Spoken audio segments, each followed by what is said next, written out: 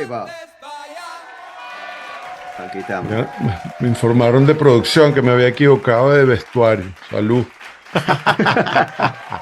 Coño, Javito, ¿cómo has estado, mi brother? ¿Cómo has estado, chamo, Muy tantos bien, bro. años, pana? La última vez que nos vimos fue aquí en Australia.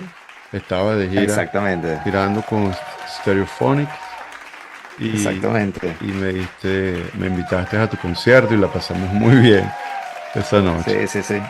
Y después nos fuimos a un bar, estuvimos hablando como hasta, no me acuerdo hasta qué horas de las madrugadas, haciendo el catch up, ¿no? Ahí está una buena foto de eso por ahí.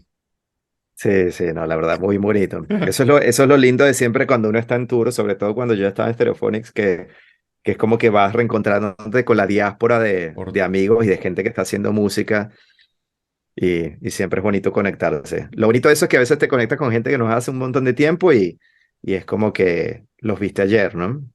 Sí. Yo buscando los audífonos los tengo en la cabeza. No, esto es No. como yo con los lentes. Yo, coño, ¿dónde están los lentes? Que no los consigo. Los tengo aquí, así. Pa'lantes, pa' allá. Pa'lantes, pa' allá.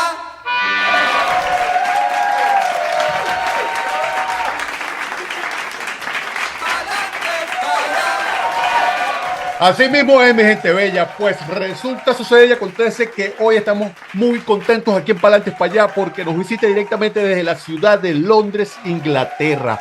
Un invitado muy especial. Se trata de nuestro queridísimo, respetadísimo y apreciadísimo Javier Andrés Weiler Bertoni. No joda, artista, músico, productor, compositor, baterista, melómano, licenciado en Ingeniería de Sonido, maestro de obra, especialista en la conjunción y capacitación de patrones rítmicos estratégicos de la inteligencia real, ¿vale? Así de Capitán Melao, vinculado a importantísimas agrupaciones y artistas como Claroscuro, Stereophonics, Phil Manzanera y Star, que al hijo de Ringo Starr de los Beatles, medio palo, ¿vale, chicos?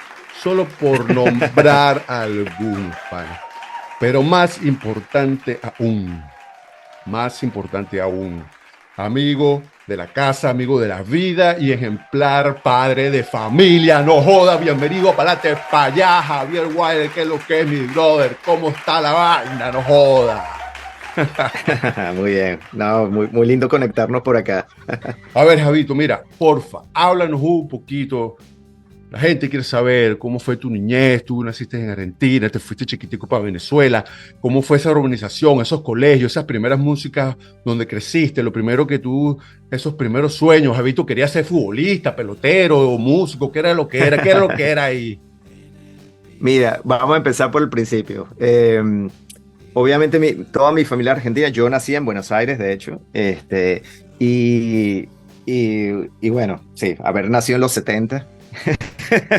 Era toda la época jodida de Argentina con toda la dictadura, etcétera, etcétera. Y bueno, las jóvenes de ese momento pues no tenían mucha panorama en el futuro, ¿no? De hecho, bueno, mi abuela era profesora, le allanaron la casa un montón de veces, o sea, mis tíos y mi tía, o sea, perdieron amigos que les desaparecieron también. Mi mamá era psicóloga, entonces, claro, con todas las carreras un poco más humanitarias siempre hay un riesgo más de persecución. Mi papá sí era ingeniero, pero realmente tuvieron la visión de decir, ¿sabes qué? Vámonos de acá con los chicos, vámonos a otro lado, y se abrió la gran puerta de Venezuela. Entonces mi papá hizo un viaje exploratorio según un trabajo que tenía potencial y dijo, listo, vámonos para allá. En los 70, a final de los mediados y finales de los 70 y 80, Venezuela fue un gran colchón de gente, o sea, recibió a todo el mundo con las puertas abiertas de todos lados del mundo, entre ellos muchísimos argentinos que se fueron a buscar una mejor calidad de vida. Entonces, bueno, fast forward en el año creo que fue 77, nos fuimos para allá. Yo era un pendejito de menos de 2 años, o sea, un año y piquito, este, y básicamente crecí en Venezuela, ¿no? Obviamente el nexo de una familia argentina es como que tenían su comunidad argentina en Venezuela, tenías tu club de gente que te reunías todo el tiempo, un poco en paralelo a la sociedad venezolana, pero a medida que tú te empiezas a socializar y a hacer tu vida, pues ya hay una parte de ti que empieza a ser venezolana también, ¿no? Nosotros, mi hermano y yo siempre viajamos por lo menos 2 veces al año a Argentina, pasamos todas las vacaciones del colegio allá, entonces siempre tuvimos una influencia muy latente que a nivel cultural era muy distinta a la de Venezuela. Entonces, viste, yo cuando iba para allá, estaba con mis amigos, conocía a la familia, estaba en el campo, pero cuando estaba en Venezuela estaba en otro peo, ¿no? Pero esa ambivalencia fue algo muy bonito. Cosas locas como, por ejemplo, no sé, yo cuando crecí en Venezuela, no sé, depende de la edad de la gente que esté escuchando, pero por ejemplo, manzanas no se conseguían en Venezuela en esa época. O si conseguías conseguir unas manzanitas de este tamaño que eran de la colonia Tovar, creo, o algo así.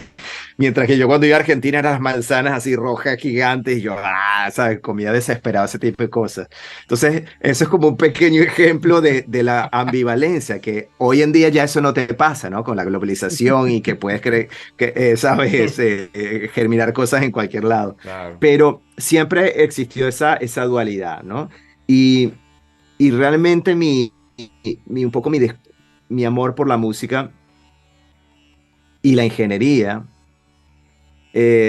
nació con varias, o sea, con varias como cosas puntuales. Yo me acuerdo en esa época nosotros le escribíamos cartas a mi familia, a mis abuelos, pero claro, tardaba muchísimo en mandarlas, ¿sabes? Y después te llega una respuesta un mes después, ¿sabes? Y así es como nos comunicamos con nuestra familia. Mm. Muy pocas veces teníamos la posibilidad de hacer una llamada telefónica, era todo por correo. Entonces mi papá tenía un grabador de cassette con un micrófono estéreo y grabábamos, tocaba guitarra, nosotros hablábamos, después nosotros nos poníamos a hablar en vez de hacerle una carta, a veces le hacíamos charlas, ¿sabes? Y por ahí hay unas cassettes todavía que de hecho mi mamá recobró el otro día donde nosotros estamos hablando ahí en el fondo. Entonces, esa capacidad de utilizar ese medio para comunicarme con la familia siempre me llamó mucho la atención, ¿no? Poder grabar algo. Y no es sino hasta hace muy poco que me acordé de eso, que me di cuenta que eso fue una de las cosas que germinó la pasión por grabar algo y que esa grabación se conecte con alguien en otro lado y tenga una conexión emocional, ¿no? Después, mi papá siempre tocaba guitarra en la casa, si bien él no lo hizo profesionalmente. Él en los 60 tuvo un par de bandas en Argentina. Eh, el baterista, de hecho, que tocó con el Ricardo, bueno, falleció recientemente, él fue quien me regaló unos pedazos de batería que él tenía de los 60, de una marca argentina de batería que se llamaba CAF.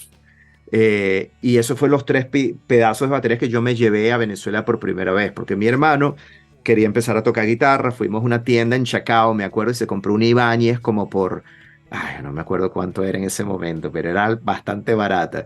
Y él se compró la guitarra y me dijo, bueno, ¿por qué no tú tocas batería? ¿No? Entonces, un viaje que hicimos a Argentina, yo le dije, dale, pues, vamos a echarle bola. Y Ricardo me regaló esas tres piezas de batería y empapelamos todo ahí con mi abuelo y me la llevé para Venezuela. Entonces empecé a echarle bola todos los días con mi hermano y yo le dije a mi mamá que yo quería agarrar clases, entonces empecé a hacer clases en hemisferio musical con José Matos ahí en Sabana Grande, que Mato, bueno, después se convirtió en una eminencia en el sentido de prácticamente todos los bateristas venezolanos pasaron por las manos de él en algún momento, o por lo menos estuvieron en su estudio ahí en el sótano de la Candelaria, tomando clases. Entonces, bueno, hice un mes, 2 meses con él ahí, y, y él después le dijo, mira, yo quiero hablar con tu mamá. Entonces le dijo, mira, yo creo que Javier debería venir a hacer clases separadas con algunos de los otros chamos que sí vienen, no la clase con todo el mundo. Y la verdad que mi mamá tuvo la visión de decir, ok, échale bola. Y yo tenía 13 años en ese momento. Y así fue como empecé a tocar y bueno, era mi escape. O sea, yo venía del colegio y practicaba, ¿sabes? 4 horas, 5 horas, o sea, no paraba de tocar. Entonces mi mamá me ayudó a comprar los primeros hi-hats. Después con él compré un redoblante, pero yo prácticamente no tuve un redoblante sino hasta los 3, 4 meses después de haber empezado a tocar porque no tenía con qué. Entonces le compré unas cosas usadas a Mato y con eso empecé a armar la batería. Pero me acuerdo así, o sea, todavía hasta este día, el momento en que me siento en la batería, pongo mi pedal de bombo por primera vez, redoblante y hi-hat. Y esa vaina fue, o sea, fue un cambio, me hizo un cambio en la cabeza increíble porque es la primera vez que pude coordinar en mi batería tocando las tres cosas, ¿no? Eh, y eso sumado a la relación que tuve con mis abuelos en Argentina. Ellos eran amantes del jazz y yo desde muy chiquito salía en las noches con ellos.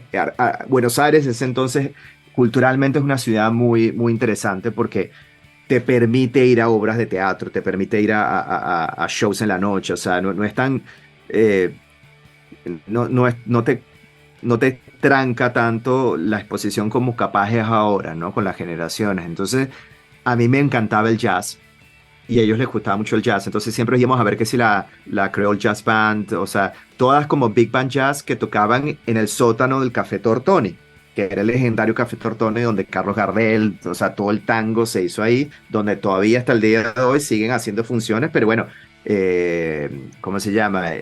Cortázar iba para ahí, o sea, era como una especie de encuentro creativo y hasta el día del sol de hoy, si bien es un sitio más turístico, está intacto, es como eran el sitio donde ellos iban a hablar, ¿no? Entonces la parte de arriba ellos hacen como café concerte, cosas de tango, pero abajo en el sótano siempre han hecho otro tipo de conciertos, entre ellos muchísimas bandas tradicionales de Big Band.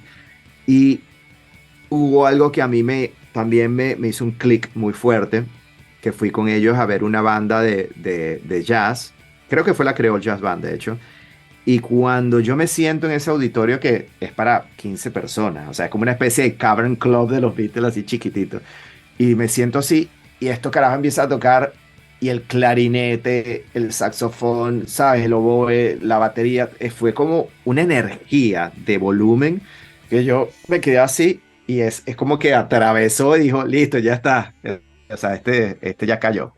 Eh, y y eso fue todos como los puntos, yo creo que las cosas que fueron catalizadores de cómo yo me enamoro de la música, A ¿no? ver, Javito, y háblanos un poquito de cómo fue esos primeros días, cómo nace Claroscuro.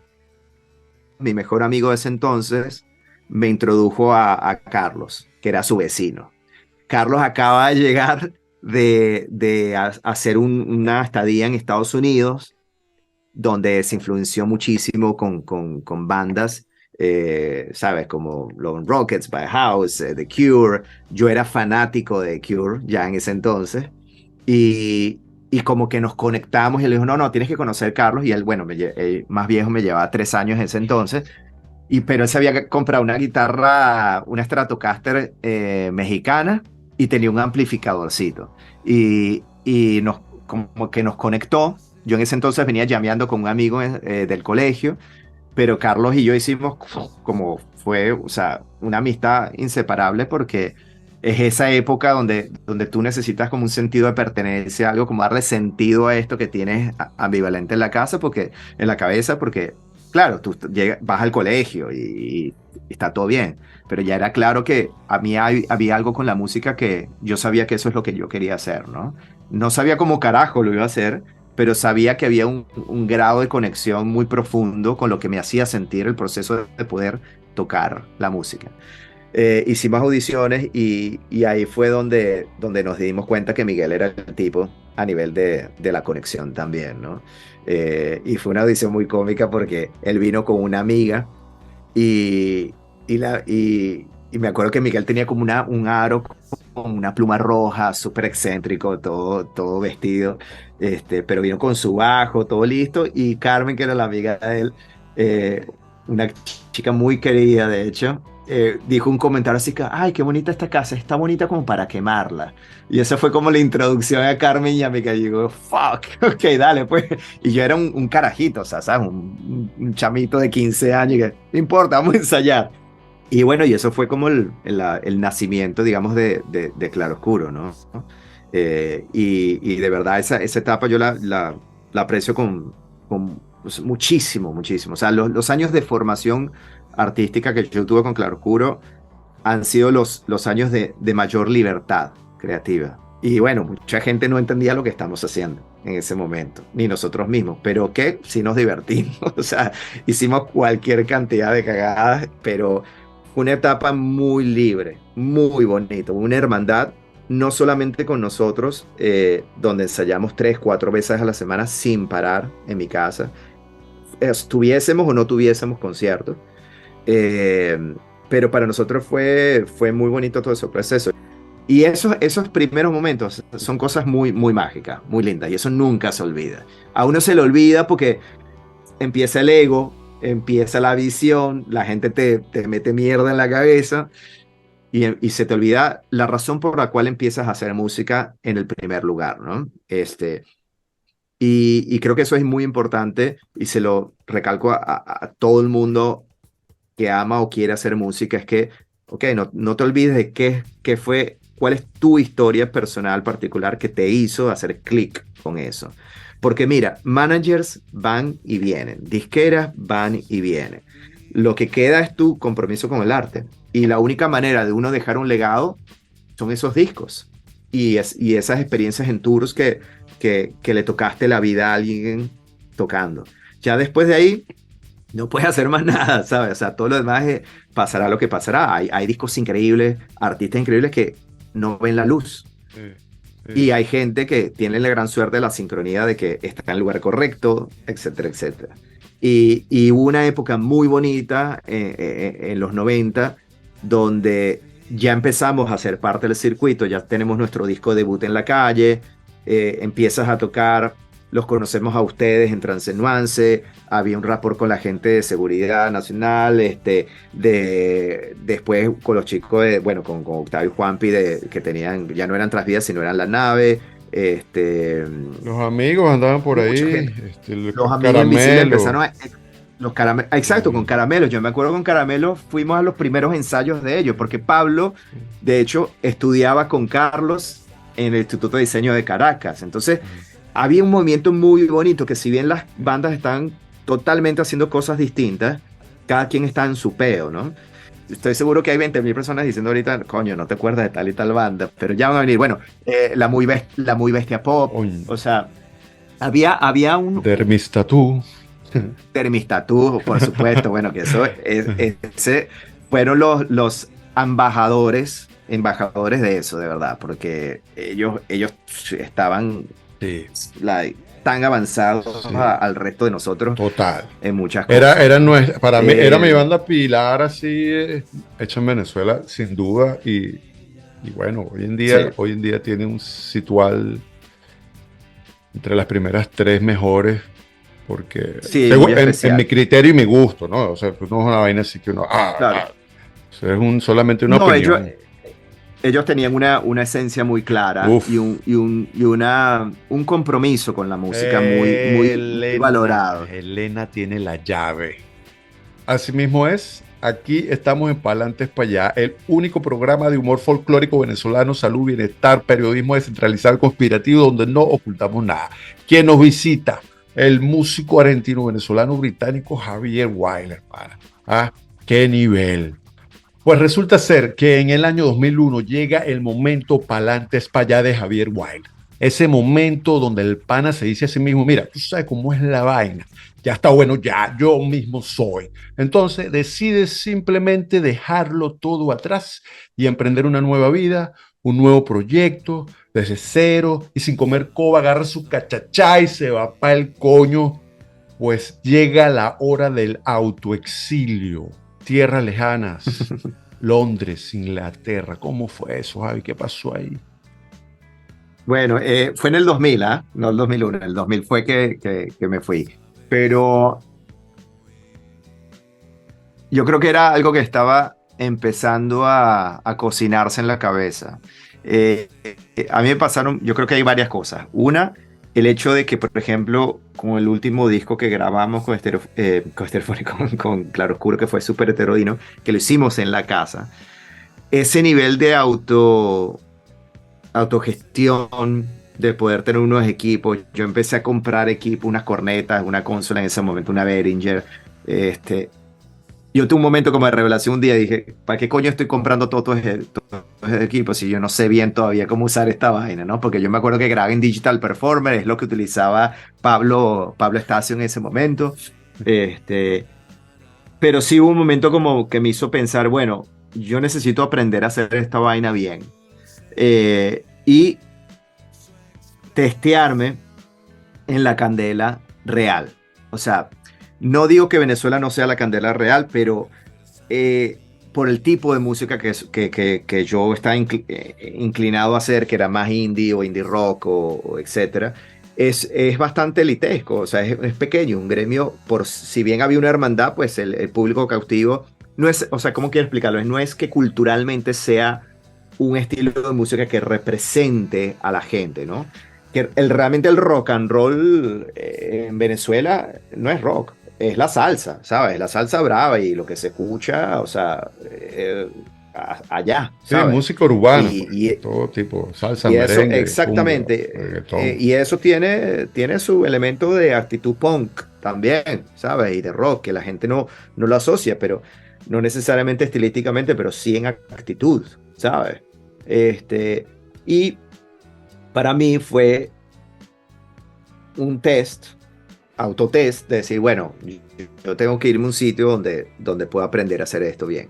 También era una ambivalencia de comunicación o de expresión, ¿no? Que yo ya sentía que empezaba a tener un poquitito más de interés en producir las canciones de nosotros. O sea, siempre nosotros producimos, o sea, produjimos nuestros discos y las grabaciones, pero el hecho que yo estaba empezando a componer mis propias canciones, de hecho algunas de ellas germinaron en después lo que se terminó convirtiendo en Capitán Melado, pero yo empecé como a también a entender que el conocer las herramientas es algo importantísimo para poder entender o expresar como un artista lo que quieres llegar a hacer. O sea, es como cómo amplifico esa visión, ¿no? Entonces, esa fue la otra razón por la cual yo ya empecé a decidir, ¿no? Y llegó el momento de la maleta, ¿no? Ya cuando ya tenía aceptado en la escuela de ingeniería, tenía todo listo, y empiezas a hacer tu maleta y a pedirte para el coño, y es ese momento donde estás ahí y ves la maleta abierta en el piso y ves tu cuarto, y ves la maleta y ves tu cuarto, y dices, ¿cómo coño hago yo para meter mi vida en una maleta? Y ese momento fue así como que, entonces, bueno, metí un revolante. El revolante me acuerdo que lo abrí y lo llené de ropa para maximizar la cantidad de cosas que iba a llevar en esa maleta. Y bueno, maleta para adelante. En ese entonces me fui con mi novia de ese momento. Ella estudió cine, yo estudié ingeniería de sonido. Pero bueno, partimos y empezamos el proceso. Y bueno, ya empezó la búsqueda, ¿no? En ese primer año yo toqué con amigos, hice jams, o sea, como que trataba como a mezclarme un poco en lo que estaba pasando, pero de una manera muy inocente y muy pequeña, porque yo estaba estudiando ingeniería de sonido bastante intenso, ¿no? O sea, nosotros teníamos clases en las mañanas y en las tardes y las noches teníamos todas las prácticas. Entonces, en ese entonces, la Escuela de Ingeniería de Sonido, que ya ha evolucionado a otro formato ahora, era bastante interesante. Te dan slots de prácticos de 2 horas, pero tenés que hacerlo en dupla. Entonces, trabajas con otra persona y hacías 4 horas. Entonces, por ejemplo, era la primera vez que yo había tocado una NIV, una consola NIV, una SSL. En Venezuela no existían esas consolas. Entonces, él era un chico brasilero que vivió mucho tiempo en Estados Unidos, pero tanto él como yo nos armamos una hermandad muy fuerte porque nosotros dijimos, bueno, si yo me muero mañana, yo aprendí esto, ¿entiendes? Entonces, era como capitalizar 100% esa oportunidad de poder aprender en la hora, o sea, en el ojo así del volcán o del torbellino lo que está pasando. Entonces había un profesor que había trabajado con Radiohead, otro había trabajado con Metallica. O sea, para mí ya era como, wow, aquí estamos en otro peo, ¿no? Este, y, y fue un año intenso. O sea, yo habré dormido ese año un promedio de 4 horas diarias, más o menos. Claro, O sea, fue fuerte, claro. fue fuerte. Entonces eso me llevó a empezar a trabajar en un estudio en Londres, donde ya después empecé a hacer algunas cosas de música y ya yo estaba continuando con una extensión de mi curso en ese college de ingeniería y empiezo a hacer pasantía en otro estudio que sí era de música y ahí fue cuando empecé a trabajar con Jim Lowe, que es el productor de muchos de nuestros discos y él y yo hicimos una relación de amistad muy querida que hasta el día de hoy somos muy buenos amigos. Eh, y por ejemplo, Kelly vino él solo a trabajar en todos los demos del disco para el cuarto disco en ese entonces, que era You Gotta Go There to Come Back. Pero cuando Kelly se va, Jimmy y yo nos ponemos a terminar de arreglar los files. Él me dijo, coño, necesito una percusión. Y digo, bro, yo te toco la percusión, vamos a hacer. O sea, él me pidió, bueno, toca ahí para ver qué tal este sonido. Y cuando ve que yo puedo tocar percusión y dale, graba esto, graba esto. Entonces al día siguiente le mostramos a Kelly, que le dijo, coño, está rochísimo. Entonces empezó entre Kelly, Jimmy y yo, empezamos una sinergia muy bonita de esos demos de lo que fue el cuarto disco de ellos, ¿no? Hasta el punto tal que muchas de las cosas que yo grabé quedaron en el disco. Entonces ahí empieza mi primer gran crédito en las grandes ligas fue ese, ¿no? Claro, Este, claro. y ellos me invitaron a la grabación del disco para simplemente ver cómo estaba grabando. Stuart, que era el baterista en ese entonces, todavía estaba con la banda, pero empezamos una relación de amistad muy bonita. Entonces, donde empecé a trabajar fuerte la ingeniería y aprender. Entonces ahí asistí a gente como Dave Bascom, que él hizo Tear for Fears, trabajé con Steve Lyon, que hizo discos de The Cure. Empecé ya a aprender de los tipos que hicieron los discos arrechos. También aprendí a trabajar con cantidad de animales que aprendes hasta de las cosas malas, ¿no? Gente mediocre también, como todo. Pero fue una etapa muy intensa, de poco dormir de nuevo. Prácticamente esa era mi casa de nuevo. Pero yo estaba entregado, yo estaba el todo por el todo. ¡Qué bola! Mi relación de mi novia en ese momento, nosotros fuimos para Londres y a los 6 meses esa relación se fue para el coño. Y yo estaba solo, entregado. Y yo dije, bueno, yo no puedo arreglar todo al mismo tiempo. Voy a darle a esto. Y le di. Pero lo bonito de eso es que ya yo tenía permiso de trabajo, estaba trabajando. Me toca hice una mezcla para Travis de una grabación que hicieron en la BBC. Y esa sí es mi primera ingeniería que yo mezclé algo. Entonces empecé a paulatinamente escalar, digamos,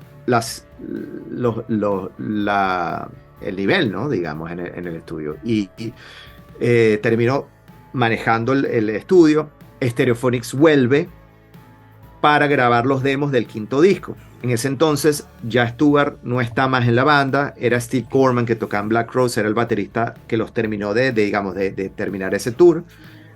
Y cuando ellos vienen a grabar esos demos, de nuevo esa triangulación que teníamos Kelly, Jim y yo se disparó, porque yo tenía mi batería ahí y todo, y en el primer día estaban programando una batería electrónica y yo termino tocando la batería mía con 1 o 2 micrófonos nada más para que ellos pudieran escuchar cómo es el patrón que están pensando en vez de tener que programar tanto. Y la vaina hizo así, entonces Kelly se quedó, toca esto. O sea, fast forward, o sea, echa para adelante así un par de horas. Yo estoy tocando en vivo, llameando con él las ideas. Él está en el otro cuarto cantando y tocando guitarra en vivo y el ingeniero. Y yo estoy así que, fuck, es Kelly Jones. Y estoy tocando yo. ¿Qué coño está pasando? Y fue hermosísimo. Hicimos 15 canciones en 5 días. Y eso fue el core de lo que fue Language, Sex, Violence, Other a nivel de demos. Entonces nos quedamos todos así. Él llamó al presidente de la disquera en ese entonces el viernes a escuchar las canciones. A mí me quiso que estuviese ahí en la reunión, o sea, como ahí en la esquina, ¿sabes? Porque yo lo que hacía era té, café, y asistía a los ingenieros y, bueno, aprender lo que podía, pero ese era mi rol. Y, y fue como el estallido de haber trabajado juntos. Entonces para él fue resetear muy fuerte la banda, porque ellos en ese entonces eran 8 personas en vivo, tenían coristas, o sea, 2 guitarristas. Entonces ellos siempre fueron un power trio, o sea, eran 3 personas, y tú en trance lo sabes, y yo en claroscuro fue un trío. Y, y fue como que él se reconectó con la esencia de lo que era Stereophonics de nuevo. Entonces me acuerdo que estaba en casa de un amigo, yo estaba mudándome entre un apartamento y otro, que no tenía dónde dormir, estaba durmiendo en la sala, en el piso de Eric Aldrey, que es ingeniero de sonido muy querido y muy talentoso. Mm. Y me acuerdo, estaba hablando con Eric y pum, me cae un texto así, me dice, fuck, ¿qué pasó, huevón? Que Eric me acaba de decir que quiere ir a grabar, que si tengo unos días para irme a grabar un par de canciones con ellos del disco. Y no lo podía creer, ¿sabes? Y después yo dije, sí, claro, lo que necesite. Yo no sabía qué coño decirle. Y después no pasó media hora y pum, me mandó otro mensaje y dice, mira, estaba hablando aquí con Richard, ¿por qué no te vienes y grabas toda la vaina con nosotros? Y fue lo que hice, yo pedí vacaciones en el trabajo del estudio para irme a grabar el disco. Y, y nos fuimos a un estudio SARM, que es un estudio, bueno, ellos tenían varios estudios por todo Inglaterra, pero este era SARM Who Can't, que ahí se grabó OK Computer de Radiohead, Sade grabó muchísimo ahí, George Michael, todas las cosas que produjo Trevor Horn, muchas cosas las hicieron ahí. Un estudio residencial de la recontra puta madre, y yo me tomé vacaciones para irme a hacer este disco. Y manejamos, me acuerdo, manejamos Kelly y yo para el estudio, llegamos juntos. Y el primer día iba a ser, bueno, seteo mi batería, qué sé yo, tal. Las pelotas. A las 2 horas llegó Kelly, venga, vamos a grabar una canción. Y grabamos, fue el primer corte que hicimos juntos, fue una canción para un documental de Ian McGregor, que se llama The Long Way Down, que es básicamente hicieron todo el viaje de Che Guevara en la motocicleta y qué sé yo. Y después hicieron otro que se llama Long Way Round. Y esa canción la grabamos en vivo, Richard Kelly y yo, por primera vez tocando juntos, sin clic, sin nada, conectando y pa'lante. Y quedó, la canción quedó. Y ese fue la germinación de mi relación ya siendo parte de la banda de Stereophonics. Y después el Mario me dice, bueno, pero ¿qué piensas de esto tú? Y que le dice, coño, ¿qué piensas de esta vaina? Y digo, sí, está arrechísimo. Bueno, ¿qué? Porque es que nosotros queremos que hagas esto con nosotros. Digo, ¿cómo que hagamos eso? Sí, no, que nosotros queremos que te unas a la banda.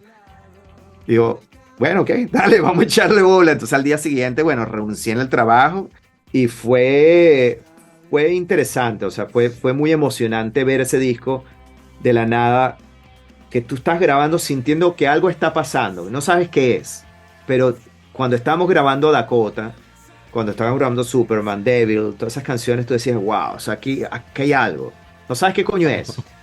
Y no era mojoneamiento y era tampoco, obviamente No, todos no, los, no. todos los músicos nosotros pensamos que ese es el mejor disco que estás haciendo en el momento. Y eso hay que Bueno, ser pero... así, hay que pensar así.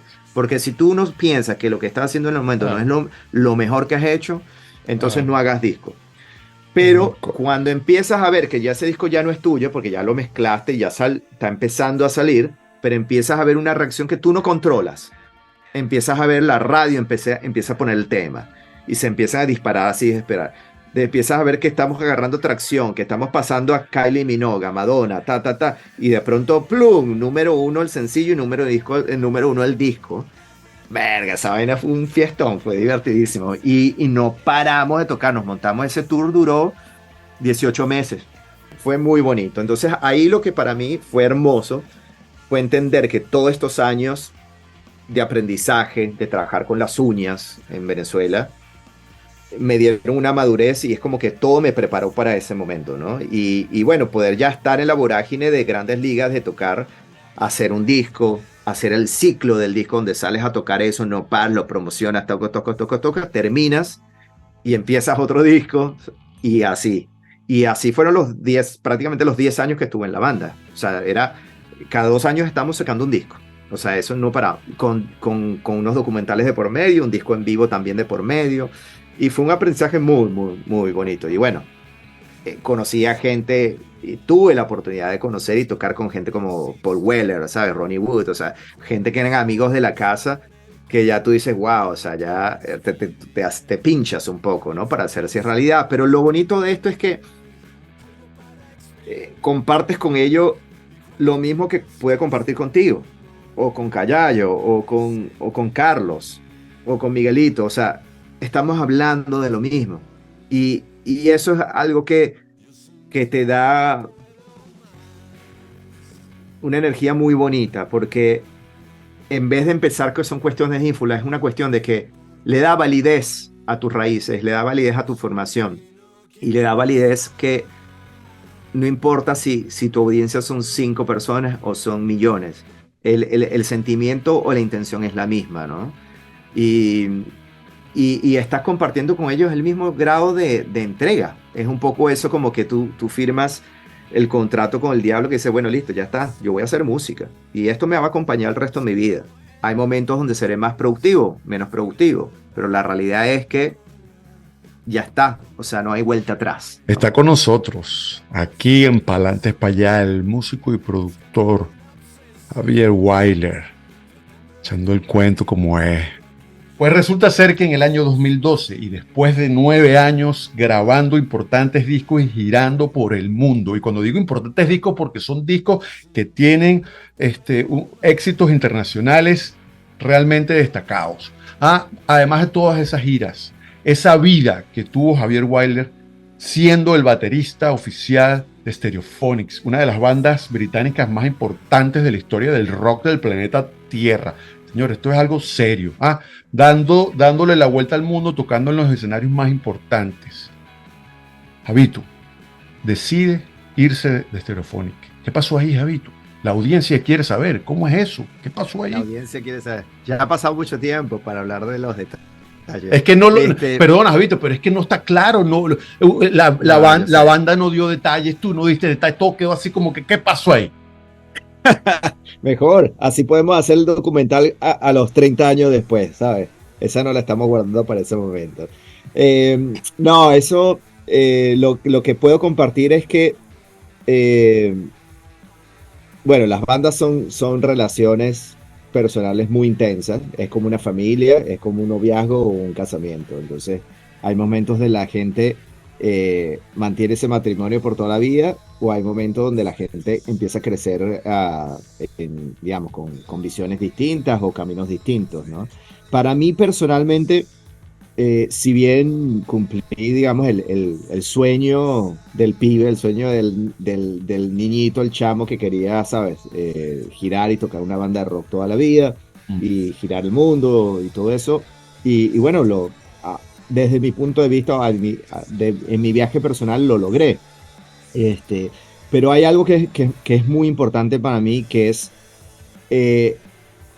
la razón por la cual yo empecé a hacer música fue siempre mi conexión con el instrumento y mi conexión con la gente con que yo hacía música. Música es un proceso colaborativo y tú eres un conductor de esa emoción o esa interpretación de lo que está pasando por afuera, y la conexión con los seres humanos es muy importante. Entonces, para mí, cuando ya estás en una banda por mucho tiempo, o tienes un ambiente de trabajo, un estilo donde las cosas evolucionen, cambian constantemente, porque tú cambias como ser humano, o empiezas ya también a buscar, ¿sabes?, tocar con otra gente. Como baterista, por ejemplo, uno se enriquece tocando con distintos bajistas, distintos proyectos, porque te da, o sea, te pone presión a interpretar música con otra óptica, ¿no? Y obviamente para mí eso era muy importante, empezar a trabajar con artistas nuevos, empezar a producir, o sea, tener un rol mucho más líder a nivel de producción, componer para documentales, películas, que es algo que siempre quería hacer. Habiendo estudiado comunicación social, cine y eso en Venezuela, pues es algo que quería.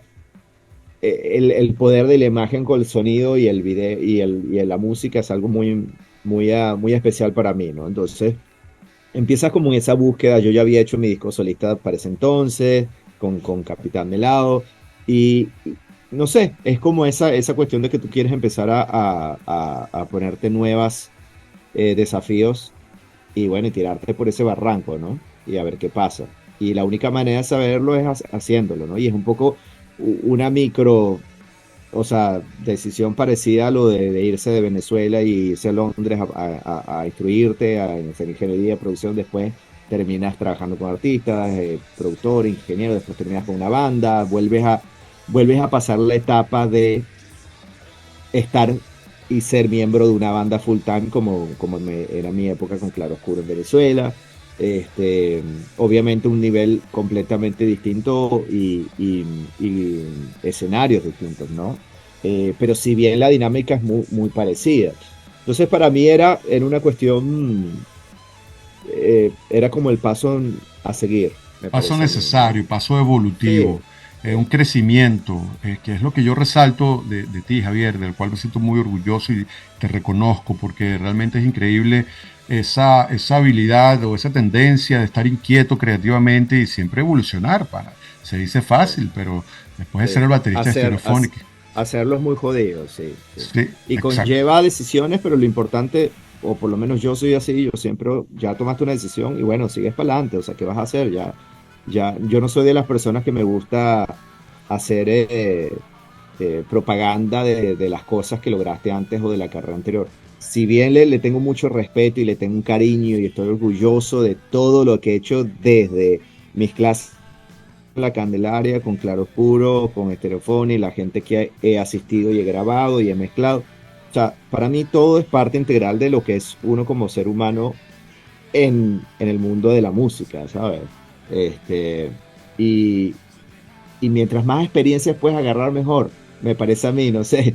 Y es igual que viajar, a mí me encanta viajar por el mundo, ¿sabes? Y Stereophonics me permitió viajar el mundo bajo la óptica del artista, ¿no? Pero Sí, yo sigo viajando claro. dentro de la óptica de mí como ser humano y conectar con gente. Grande, Javito, grande. Mira, tú sabes que nosotros aquí en Palantes para allá tenemos la sección de preguntas cortas. La mayoría de los casos es un reto para el invitado, porque bueno, nuestros invitados Dale, son personas muy inteligentes y siempre van a tener la tendencia a querer explicar la pregunta. Pero por ese es el supuesto. reto. Ese es el reto. Entonces, para empezar, por ejemplo, tú sabes que nosotros aquí en Palantes para allá tenemos un eslogan que precisamente es Palantes para allá. Tú tienes un eslogan, una frase, un refrán, un mantra, algo que tú repitas para sentirte mejor y estar más positivo.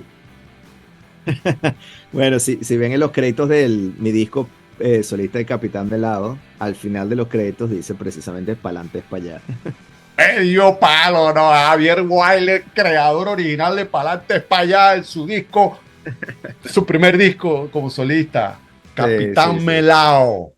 Javito, pan o arepa, Arepa, piscina o playa, playa, pasillo o ventana, ventana, perro o gato, perro, salsa o merengue, salsa, cumbia o reggaetón, cumbia, whisky o ron, ron, cerveza o vino, vino. una ciudad. Wow. Uf, esa sí no te puedo decir una. La O te primera, puedo decir Londres, te puedo decir Londres, Buenos Aires y Londres. que se parece mucho a mi parecer. Una estación o clima favorito, El verano. una red social, Ninguna. una serie de TV, Black Mirror. una fruta, Maracuyá, parchita o passion fruit, como la quieran llamar. un olor, El olor del mar. un sabor o comida favorita, Vamos a decir pabellón criollo de Venezuela. un color, Azul. una mujer, Tengo varias, pero yo diría mi esposa, un hombre, mi abuelo. una inspiración o un ejemplo a seguir. Ser transparente. La verdad por delante. Sí, Grande, Javito. exactamente. Grande, Cueste Javito. lo que cueste. Wow, grande, Javito. Así es, no joda. Esa vaina es de macho que se respeta. Un estilo de música preferido. No, que sea música de corazón y auténtico. No tengo, o sea, si bien soy más rock, jazz y eso, pero no, no. La música hay que verla como un todo. Música del alma. Sí. Una película. Hoy te voy a escoger Cinema Paraíso, por ejemplo. Es la primera que me viene a la cabeza en este momento. De eso se trata. Javi, si solo pudieras escuchar una canción por el resto de tu vida, ¿cuál sería? Lo que me da miedo es que si escucho la misma canción por el resto de mi vida, la voy a terminar odiando. Pero si tuviera que escoger la canción, Mañana de Carnaval de Astrud Gilberto, escucharía esa canción. Para mí es increíble para empezar un día. Listo. Mira, Javito, y en invierno, ¿te bañas todos los días? Todos los días. Mira, Javi, ven acá. ¿Tienes Mira, algún... latino donde lo pongas, Sí, así sí, te sí, bajo sí, cero, sí, igualito sí, te vas a dar sí, un baño. sí, típico, típico. Coño, los europeos no entienden esa vaina, weón. Mira, Javi, ¿tienes algún placer culposo? ¿Tú sabes? Algo que, coño, que tú sabes que a ti te gusta, pero te da pena decir que a ti te gusta esa vaina. No, yo creo que los placeres no puedes tener culpa al Eso. tenerlos y hacerlo. O sea, un No placer jodas. tiene que ser un placer. Pero tengo, sí, bucear. Me encanta bucear. Además te hace sentir de este tamaño, ¿no? O sea, eres el pedazo de viviente ahí que peor puede nadar. Es evidente que no perteneces a ese sitio. Y además te puedes desconectar del resto del mundo. Eso es muy bueno. Qué vaina tan buena. El buceo de Javier Wilder aquí en Palante para allá. Mire, y hablando de eso, ¿vale? En el sexo, ¿eres fogoso o pasivo? No, es jugoso. Sí. Creo yo, pensarlo, por lo menos. A esta altura estoy echándole ola, no. Mira, Javi, ¿te consideras religioso, espiritual, humanista, escéptico o varias, algunas, todas? Yo creo que un poco de todo, ¿no? O sea, todos Eso. tenemos cierta espiritualidad. Yo creo que así no creas en una religión, por ejemplo, si eres músico, tienes un cierto compromiso espiritual con lo que conlleva tocar un instrumento y compartir eso con gente, influenciar gente o tener ese compartir, ¿no? Pero sí, espiritual. O sea, yo creo mucho en la energía de Eso. la gente, las cosas que se crean en base a la combinación de energías en un cuarto, por ejemplo, haciendo un estudio de grabación. Total, Este, chamo, total. sí, Coño, sí. que me alegra, pana, porque me hace sentir que no soy el único loco. O sea, realmente, prácticamente todo lo que hice hace match con mi, o sea, resonate with con mi vibra, porque verga, es que si no es así, como no puede ser de otra manera. Yo no lo entiendo de Sí, otra o manera. sea, totalmente. Y hay gente que capaz decide ser más profetas. Sí, Y hay gente que necesitan ese discurso como sí, para sentirse parte apoyado, de algo sí, sí, también, ¿no? sí, sí, Pero la realidad es que todo lo que hagas si lo haces de una manera comprometida y espiritual, las cosas te funcionan mejor. Si eres un religioso de, no sé, de la cristianidad y eres devoto y eres correcto y transparente, pues vas a estar mejor como persona. Si eres ateo y no crees en nada, pero dentro de todo crees en no creer, ¿sabes? Y es como que eh, es- crees en tu causa. Eso tiene un sentido de espiritualidad. ¿Sabes? Para total, mí todo total, tiene un sí, sentido de espiritualidad. Y sí, en esa misma manera, espero y pienso yo que vamos a tener más grado de tolerancia, mm, de entender la cabeza de la otra persona o el mundo de la otra persona, porque en vez de dividir, empiezas a unificar. O sea, si tú ves cosas del Islam, cosas de cristianidad, cosas hebreas, hay comunes denominadores en todas esas religiones y hay comunes denominadores en gente que no practica la religión que están ahí también. Entonces, yo creo que sería, ojalá en un futuro, que la gente entienda que es válido tener puntos de vista. Y sí, vamos a clashear o vamos a tener ópticas distintas, pero hay más en común de lo que uno cree, ¿sabes? no joda, momento inefable e inconmensurable Lo de digo. aticismo, biomía, alacridad, y lo comí aquí para adelante para allá con Javier Wilder, nuestro invitado especial. No joda, seguimos con la sección de preguntas de respuestas que no explicamos. Javi, ¿qué Ya la cagué crees? porque te expliqué como tres. Ahí voy. I'm just trying to be kind. ¿Qué crees tú que pasa cuando uno se muere? Yo creo que volviendo a la cuestión de la energía, algo pasa con esa energía. Y o dejas un legado físico con obras o proyectos que hayas hecho y eso va a influenciar gente de una u otra manera. O dejas un legado espiritual de esa energía que se pasa en gente. Si tú lograste tocar a la gente de una manera positiva o también negativa, porque es la realidad, eso permea y eso pasa, ¿sabes? Entonces yo Fíjate, creo que algo queda. La energía es algo que es jodido claro, definirla, ¿no? Y claro. encapsularla en algo. Hay gente que cree que, bueno, obviamente hay reencarnación, Hay gente que, bueno, listo, te moriste y eres polvo y no eres más nada, ¿sabes? Sí. Pero más allá de eso, yo creo que hay algo que nos mueve como seres humanos ahí que algo, eso se va pasando de persona en persona, me parece a mí. Total. Y se dice que las personas se acordarán de ti por cómo los hiciste sentir. Sí, sí. Eso es algo muy importante. Mira, Javier, tú sabes que nosotros aquí en Palante España tenemos un juego, ¿ah? Un juego muy popular, controversial, que la audiencia está esperando para saber a quién se casa, a quién se coge y a quién manda para el exilio Javier Wilder. Te voy a nombrar a tres personajes y tú me vas a decir qué es lo que es. Kiara, José Matos, Karina. No, no, vale, yo me cojo a José Matos porque eso es una noche nada más y es una rumba y esto está bueno y un poco cuentos y nos vamos a divertir. Me caso con Kiara y mando a Karina para el exilio. Van a Freddie Mercury, Claudio Leoni, Erika de la Vega. Coño, ¿sabes qué?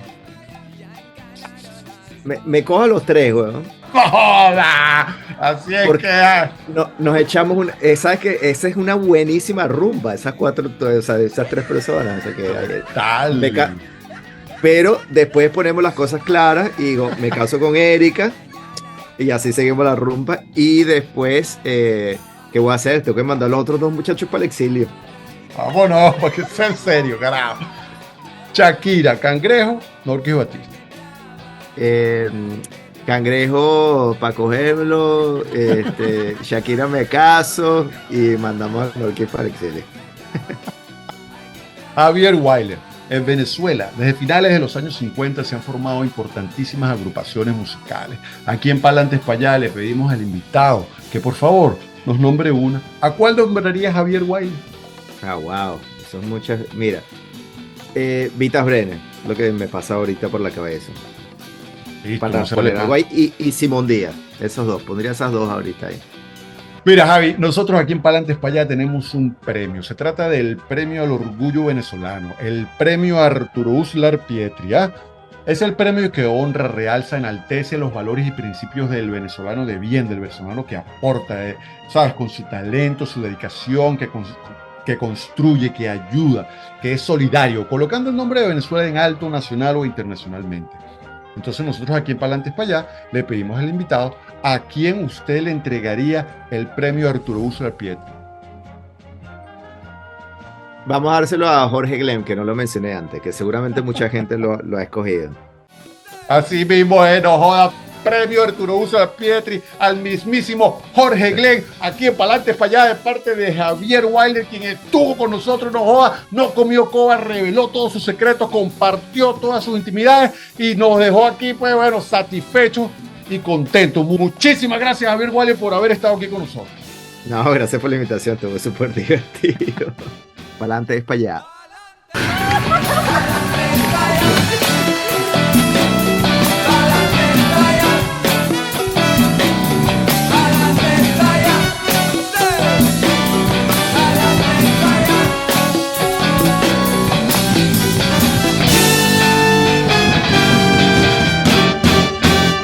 Pa'lantes pa' allá.